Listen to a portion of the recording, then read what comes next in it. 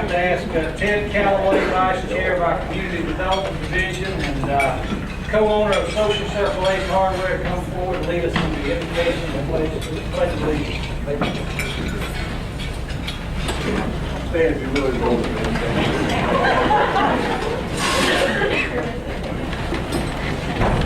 Thank you, Ted. I don't know if y'all seen the email, but Social Circle Ace is opening up their archery shop next Friday. Anybody else in here an archery fan like I am? Go see those guys. Check them out. We appreciate everything they do. At this time, I'd like to introduce our sponsor for today, Mr. Walton. He's the Transportation General Manager for Walmart Supply Chain. He is a busy guy, keeps a lot of trucks on the road. We thank you for y'all's involvement, Mr. Chamber. Good afternoon, everybody. Well, first of all, we appreciate the opportunity to sponsor the lunch. When they told me I had to come up here and talk for just a little bit and couldn't keep it too long, I said, I don't know if I'm going to be able to do that, so I had to condense our stuff down. But rather than go through a bunch of slides and go over what all we do at Walmart and throw out all these big numbers, we reduced it down to about 3 that we could go over for just a moment. Some of the things we do here locally at Walmart, we have about 850 what we call associates or employees at the warehouse. The majority of those are full-time associates. We have 13 that are part-time. We have 49 salaried members of management. We have 24 Walmart tractors here in Monroe, 27 drivers, 85 Swift, which is our dedicated fleet driver here that helps us in our grocery facilities, and 120 Swift drivers and 85 tractors. We have about 14 office associates who take care of nothing but transportation for Monroe, Georgia. And in Monroe, Georgia, just to give you a little bit about our service territory, we service Tennessee, Alabama, Georgia, and North Carolina. We have 157 stores and clubs that we service from this facility. With that being said, I think we did $1.8 billion in sales from the Monroe, Georgia grocery facility. We use about $1.7 million in fuel. We had 9.8 million cases of grocery freight that came out of the warehouse here. So about 980,000 cases a month. We shipped 40,316 loads from this facility. That's outbound. That's not counting what we actually had inbound coming in. So I'm actually very excited about some of the road changes and things that we're talking about here in Monroe. That's a huge deal for us. The value, a lot of times people, they see the trucks going by, your Walmart trucks, or maybe one of the Swift trucks, and everybody says, I wonder what's on there, and I wonder how much it's worth. The average load that comes out of the distribution center here in Monroe is about $42,000. Now we have some that come in that are $160,000. It may be a meat load, or maybe ribeyes, it may be ribs, you never know. Some are a whole lot more expensive than others. The total cost per load is about $492 when we break everything down. Yeah, I'm a little short, right? Sorry about that. Just to let y'all know too, we have 70 fleet offices throughout the country. We have 124 distribution centers. We don't have a fleet office at every distribution center, but we have about 8,500 Walmart company private fleet drivers. Probably we have about 6,500 and growing, almost 60 in the next few months, about 6,800 tractors that we actually have in the fleet. And as y'all can see on some of these slides will be some of these numbers, but rather than just read them straight off the slide, I'll just tell you all a little bit about it. You can see up here that up there you see reefer trailer. If there's any law enforcement out there, that is not what it sounds like.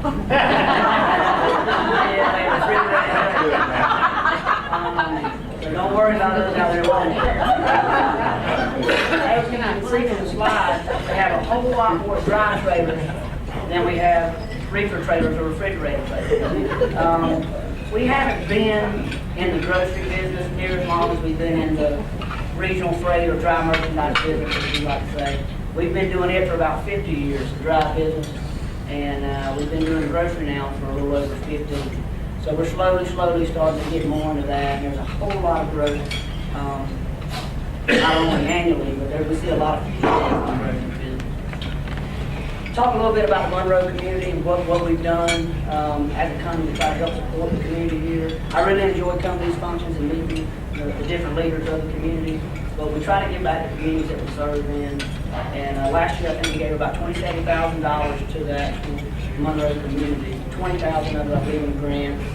Well, actually, all 27,000 in grants, and that's not including any of the food that we donate to charities such as Fish or other local food organizations. So pretty much that's about my spiel for my 3 to 5 minutes. I can turn it over. Oh, yeah, good point. Last month, and I was talking with Jimmy earlier, the month of May is the largest sales month Walmart has ever had in its 50 years of being in business. And when you get to look at some of the numbers that we look at on a monthly basis, it'll blow your mind. And to actually see a month like that come in and have that many sales is very, very positive, not only to us, but also to the economy and things like that. We're expecting a good June, and with July 4th coming, hopefully a very, very good July as well. So thank you for your time, and we appreciate it.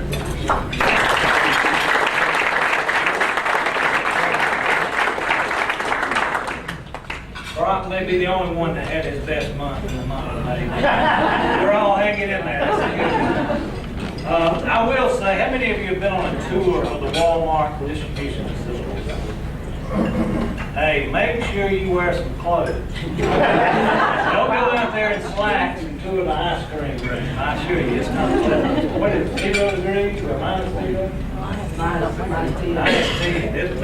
They go from 70 degrees to all this respect. It's impressive what they do out there today. They got a football field full of bananas in one room.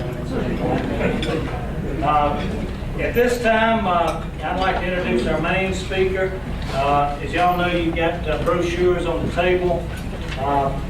The Walton County Chamber of Commerce Board of Directors strongly supports passage of the upcoming T-SPLOST referendum on July 31st. As the voice of almost 500 businesses throughout Walton County, the Chamber feels the referendum will not only provide critical transportation funding for some long-awaited projects in Walton County, but also enhance economic development and job creation throughout Northeast Georgia. This was supported unanimously by our Board of Directors, and you'll begin to see some additional information in the newspapers. We'll be meeting with the various civic groups in the coming weeks. We're extremely fortunate today to have with us Mr. Todd Long, who is the new Deputy Commissioner for Georgia DOT. He's going to provide an overview of the Transportation Investment Act.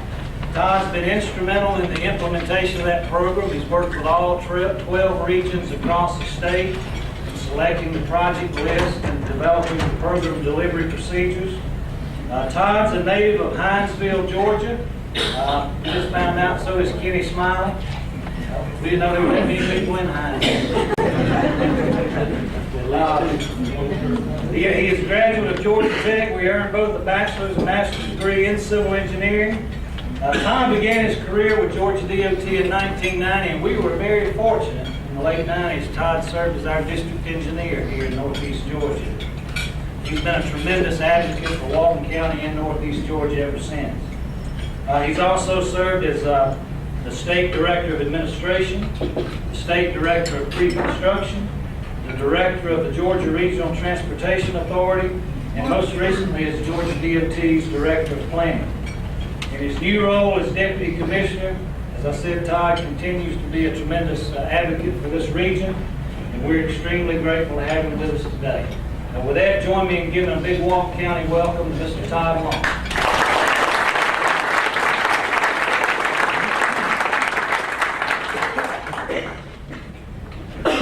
Well, I've known Jimmy a long time, and I'm not sure I'm glad I didn't go with him to Walmart because he had no clothes on at Walmart.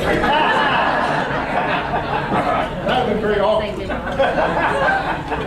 I want to thank our friends at Walmart they're one of the larger contributors to our cause.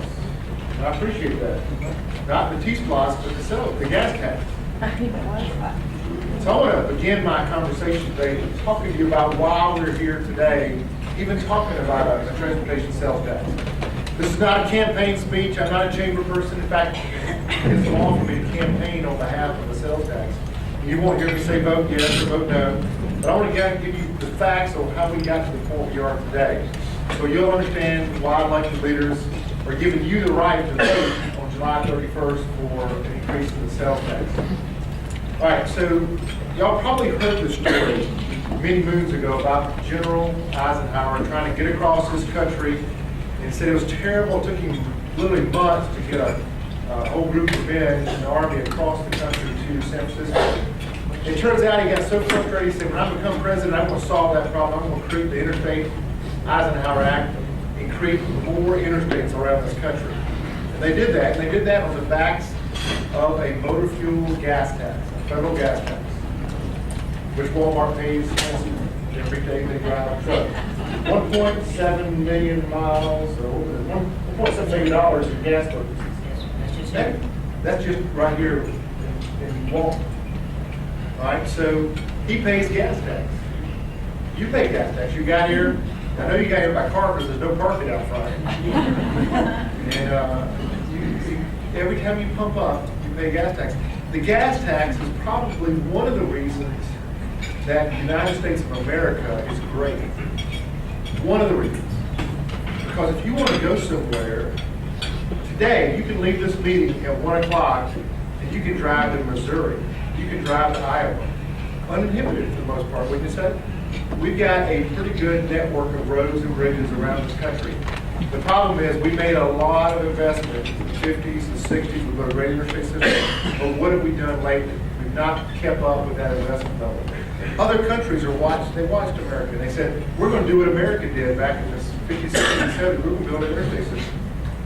That's why all the supplies and materials are going to China. They're catching up and passing us because they're investing a gigantic percentage of their GDP on transportation. America's not. We're resting on our laurels. What has happened is we kept raising the gas tax from the initial increase back in 56. We raised it in 72, and then we raised it again in the early 90s. The federal gas tax has not been raised since the early 90s. When it did get raised, everybody was like, wow, this is exciting. Well, guess what? Cost of materials go up, needs go up, America grew, more people moved here, but yet we still have the same federal gas tax. We also have a state gas tax. The state gas tax is a motor fuel tax that has two components. One component hasn't been raised since the early 70s. That's the excise tax. The sales tax portion was implemented back probably almost 30 years ago. It hasn't been really touched. It is linked with the price of gas, so it does go up a little bit, which is thank goodness. But our state gas tax currently right now, going to transportation, is about 16.6 cents a gallon. So 16.6.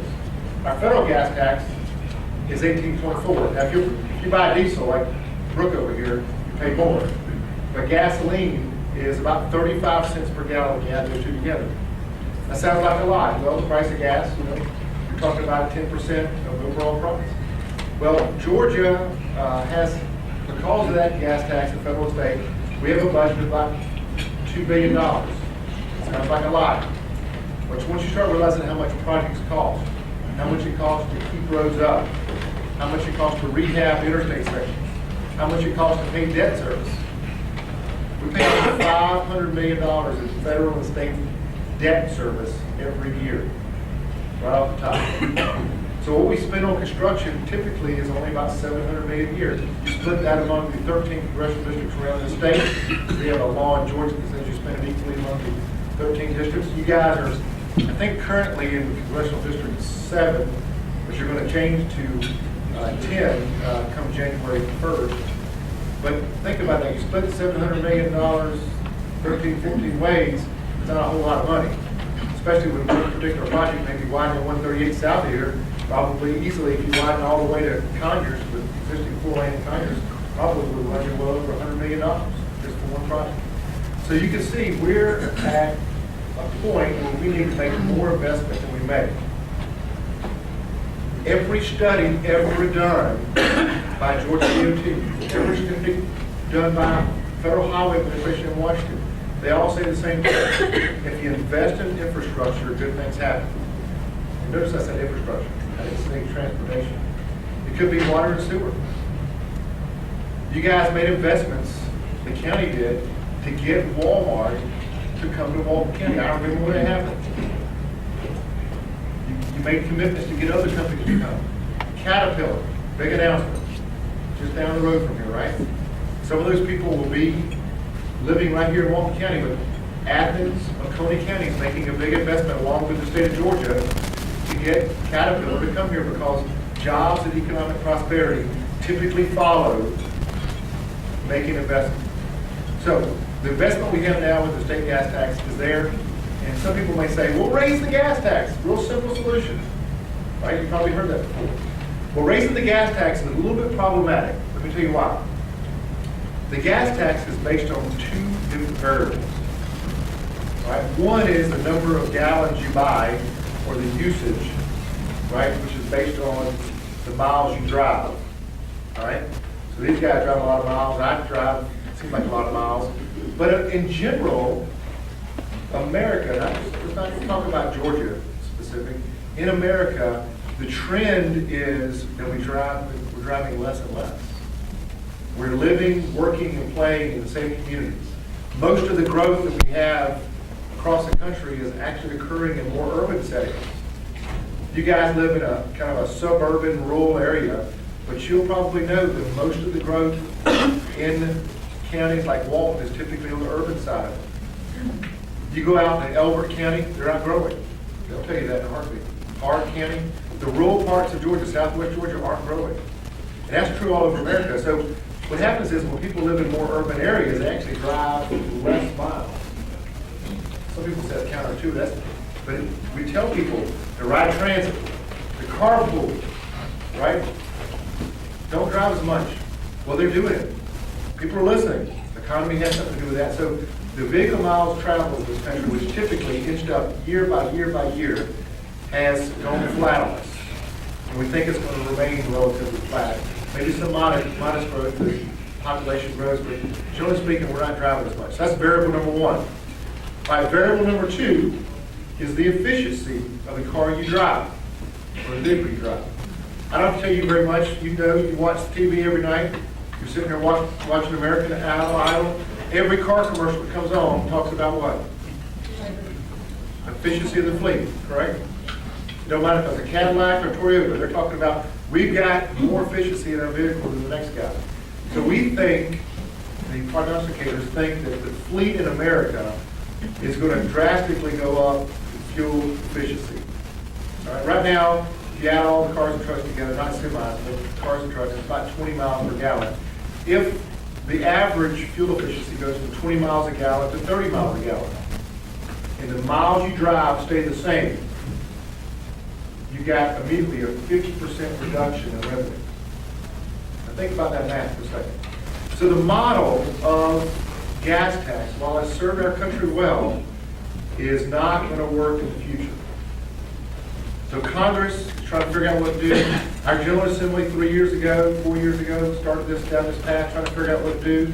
And they debated raising the gas tax. Well, you can raise the gas tax by a lot. And then 10 years from now, that whole gain you made goes away because of inflation and because of efficiency of the fleet. My personal example, I drove a Chevy Silverado pickup truck for years, 16 miles a gallon. I get 24 miles per gallon on my Toyota now.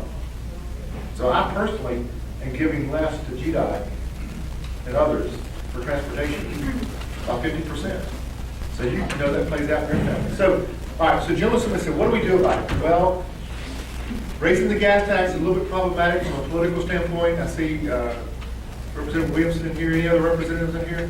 None?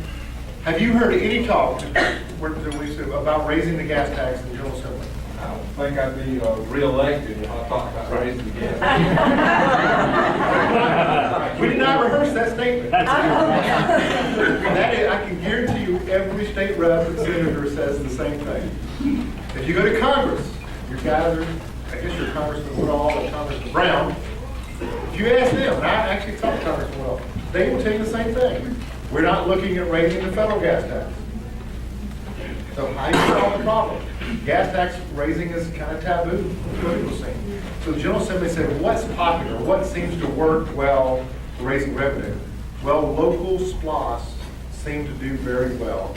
The vast majority of local SPLOS typically always pass, whether it's education SPLOS or regular local SPLOS. So let's create something that looks similar to that. So that's what they did. They couldn't decide if to do a statewide local SPLOS looking function or a county by county.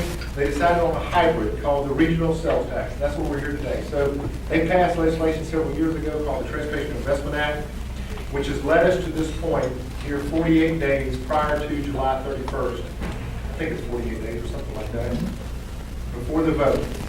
And what happened is they said, we're going to divide the state into 12 unique regions. These unique regions just happen to be regions that already exist on paper through other planning efforts.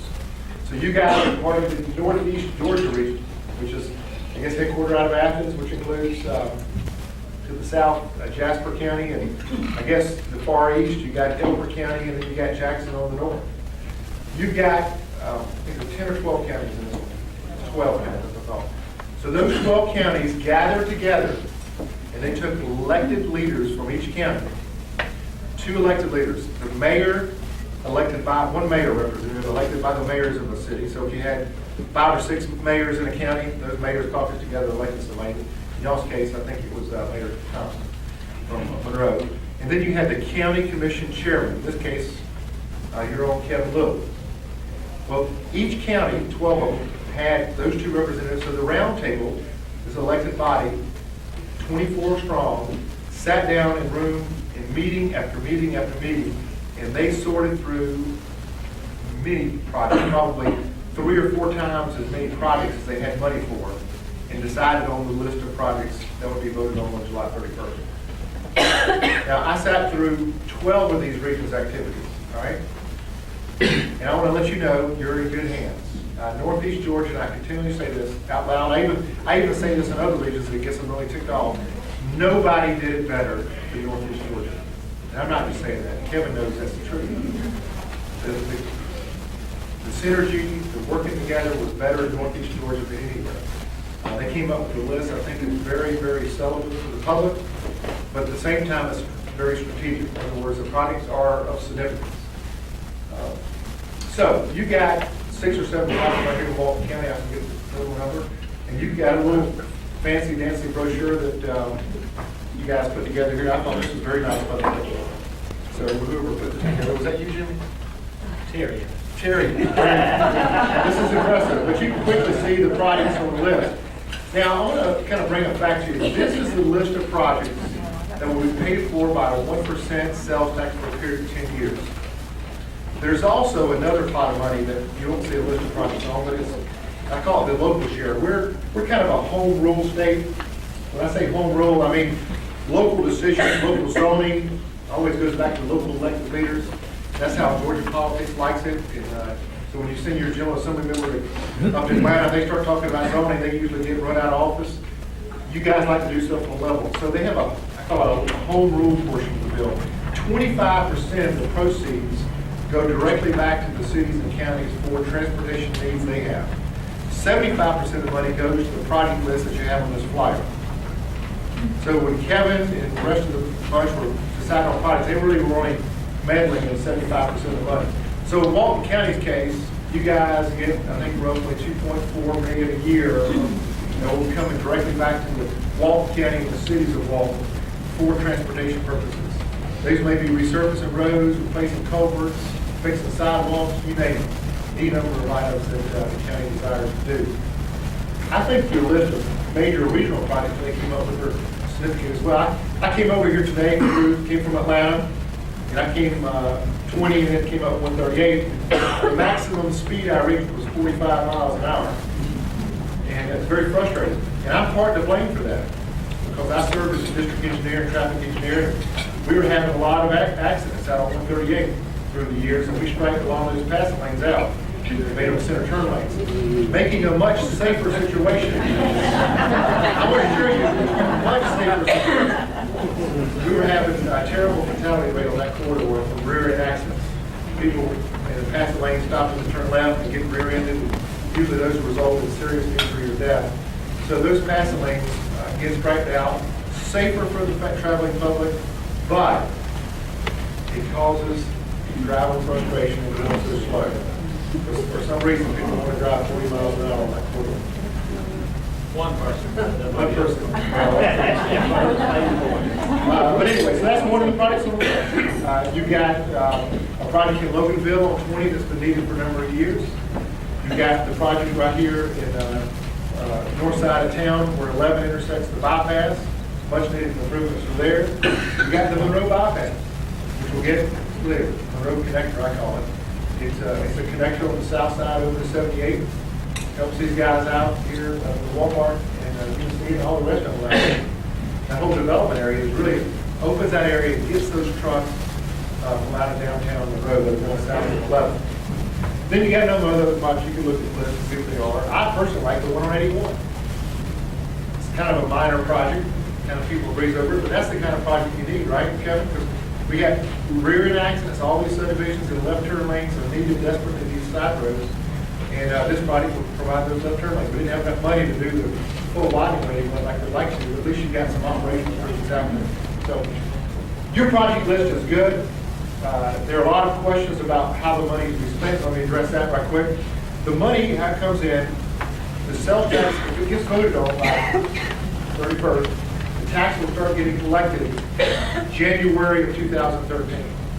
So don't expect barrels on August 1st, okay? That's not how it works. The money starts getting collected. This is what we call a pay-go system. In other words, you pay for the projects as you go along. Right? None of the regional commissions in the entire state, these guys, they did not set up money to debt finance projects. Now, there may be some smaller projects that you do with that local share that you may want to debt finance. I know that now is probably the best time ever to debt finance projects because interest rates are so low, but we think that it's a prudent cause to move forward without debt financing a bunch of projects and let this be a long-term funding source. So what you got is the money starts flowing in January, starts coming back really early spring, and this is not a get-rich-quick scheme for GDOT. The money doesn't even come to GDOT. It goes to another organization. It's a holding organization for money. As expenses are incurred, GDOT, or if we contract with the local government to do a project, those expenses are reimbursed. So whoever says that GDOT's getting rich off this doesn't have a clue about what the bill says. In fact, we're going to have to come up with a lot of cash to front end for 2 or 3 months of cash flow as this process goes forward. We're on the hook to do this. We're prepared. We are going to hire program managers all around the state to deliver this program.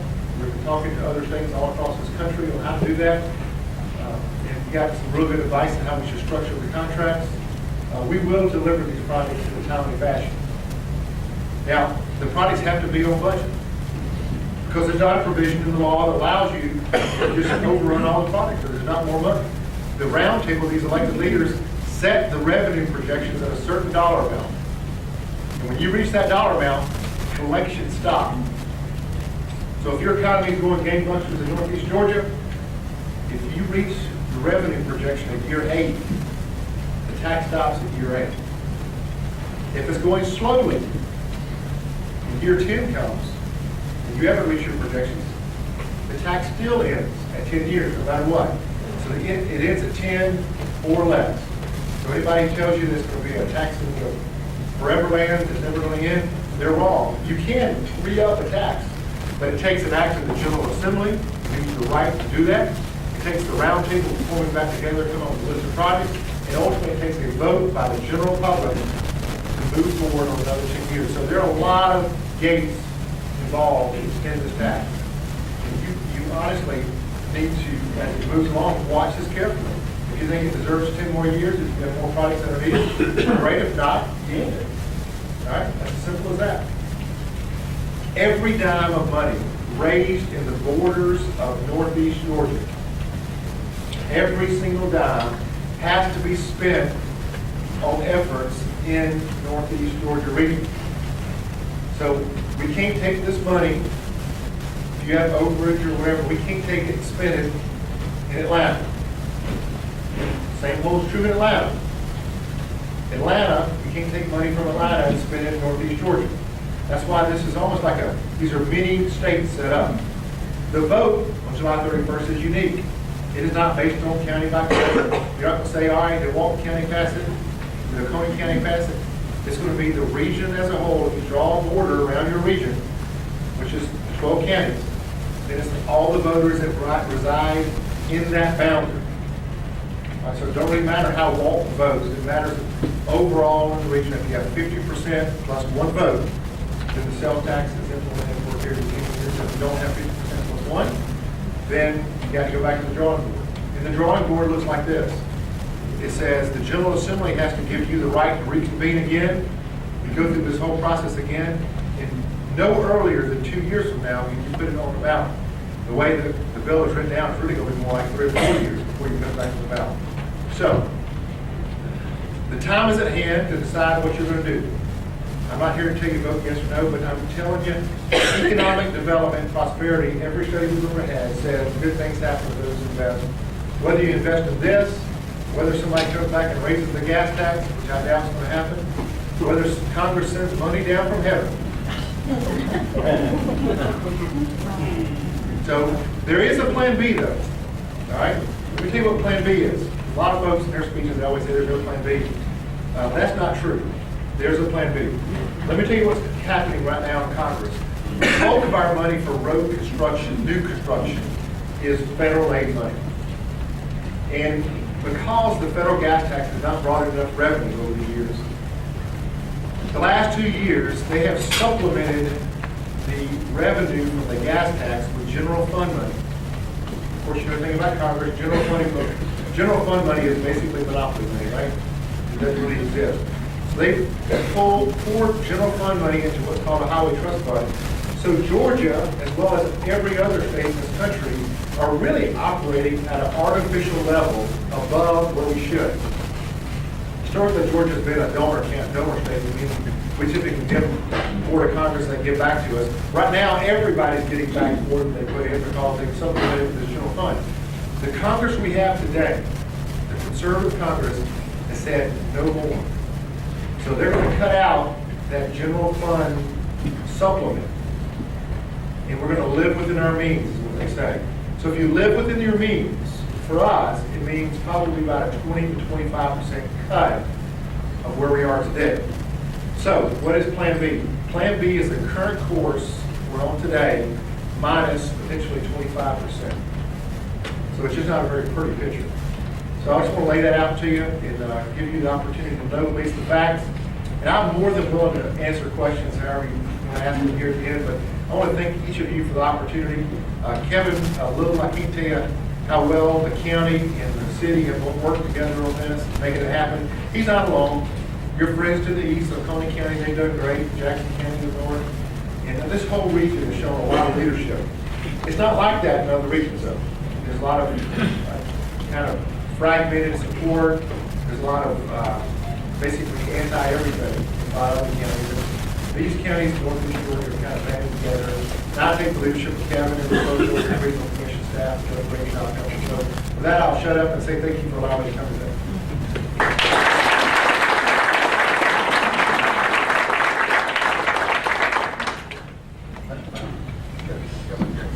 Real quick, we're going to go over the local projects and get to some questions. Todd sort of highlighted them. He said he couldn't tell you to vote yes, but I will tell you to vote yes.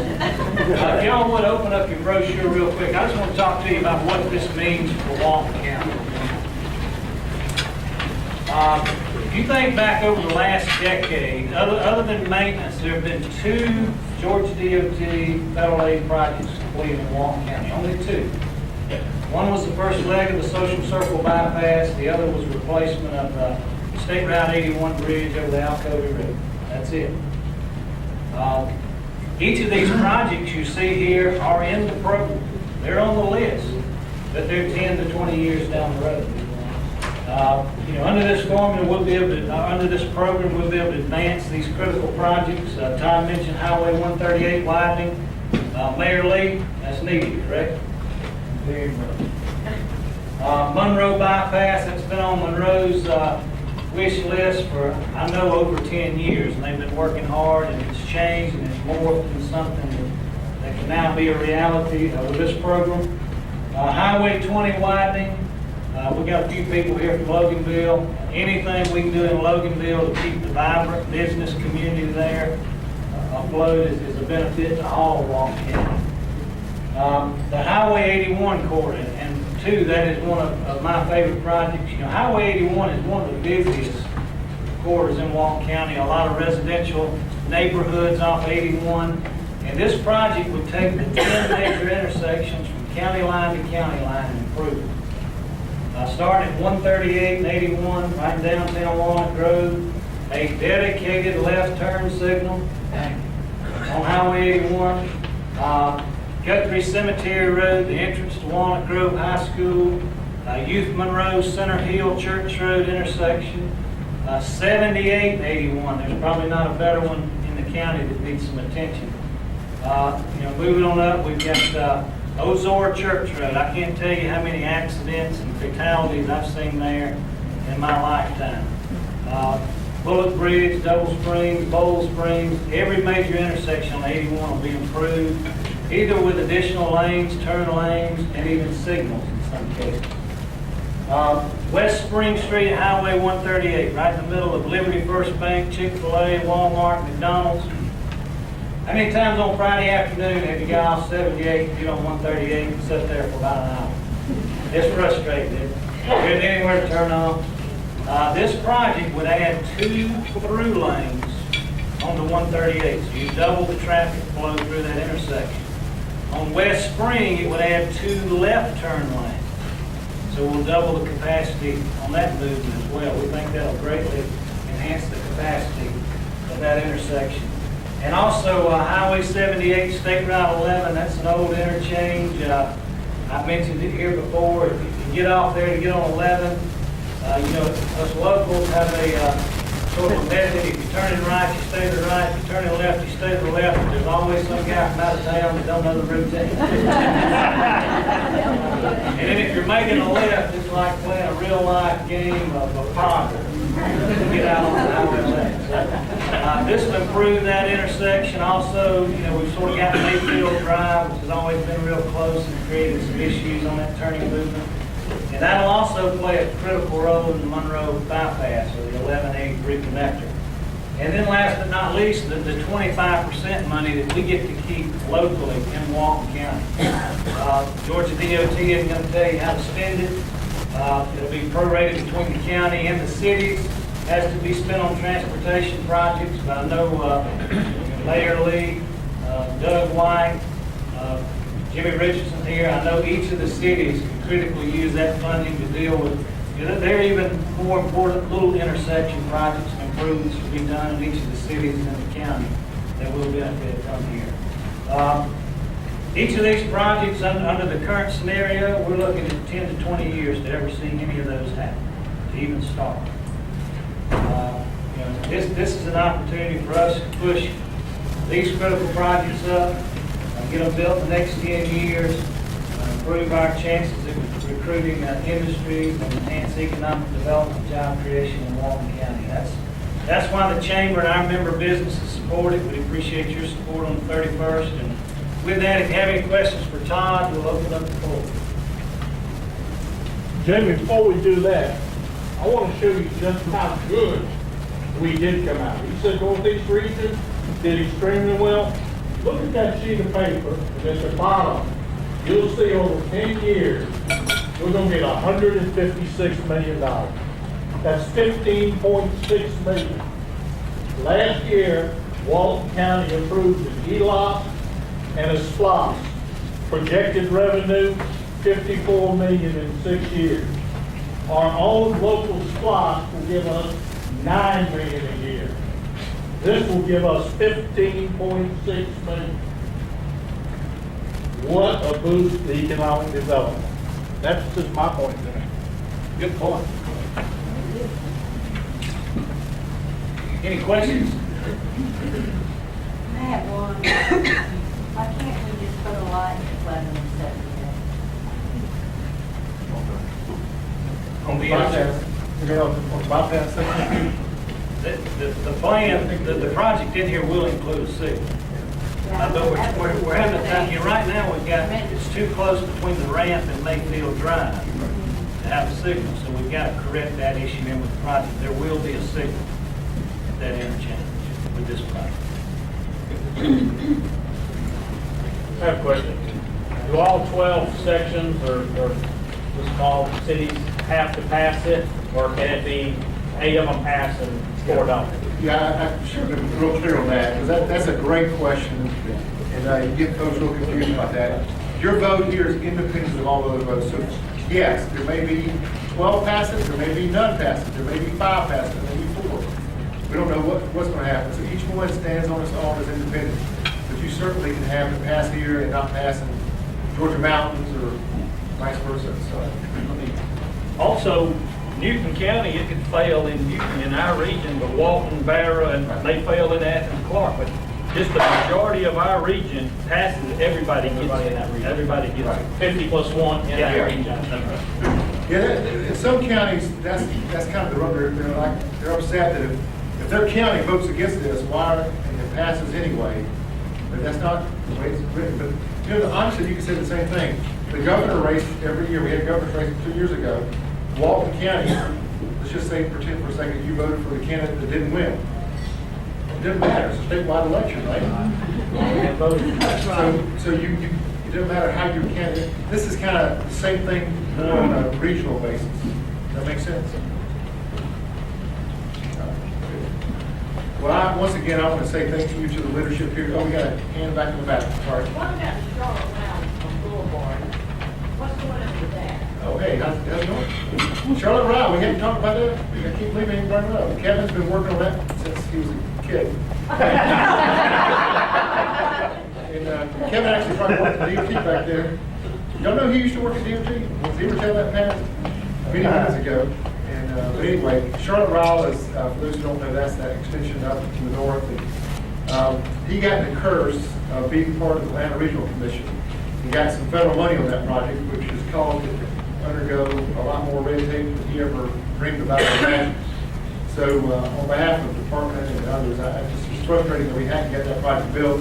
But my understanding, it is coming soon. It's August, so, you know, I'm here to say it's going to be in August. How about that? It's got nothing to do with me, though. Your question. All right. Well, thank you very much.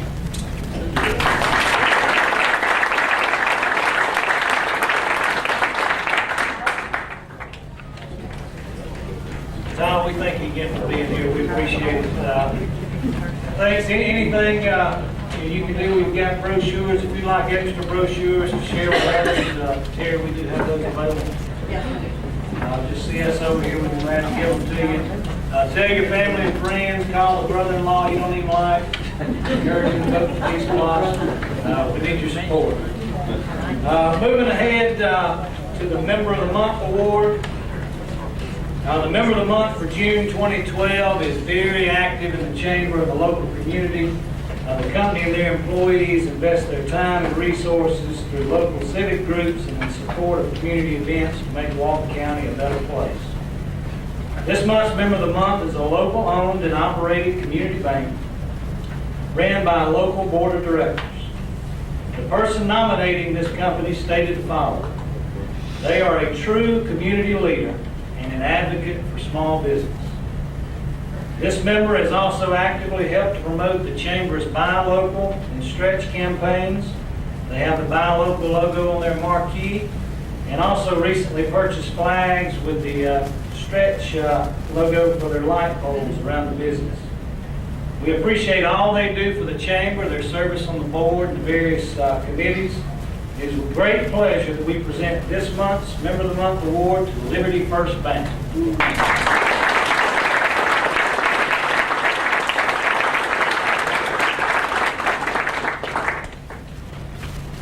Thank you. We'll get Steve. I know. That's Congratulations, Keith. Thank you. We have two summer students working with us. I want to introduce them real quick. We got Trevon back there with the camera, if you'll wave. He's working with us with the Northeast Workforce Board. They allow us organizations to have a summer student. So he's working with us this summer. He'll be a senior at Walnut Grove High School this coming fall. And then Michelle, is Michelle in here? Yep. Michelle has been working with us her senior year of high school, and she's working with us this summer. Then she'll be going to Georgia College in Milledgeville this fall. So if you see them around, well, make them feel welcome. I'd like to thank everybody real quick who helped make Casino Night such a great event. A special thank you to Clearview, JT sitting over here, for being our sponsor of that event.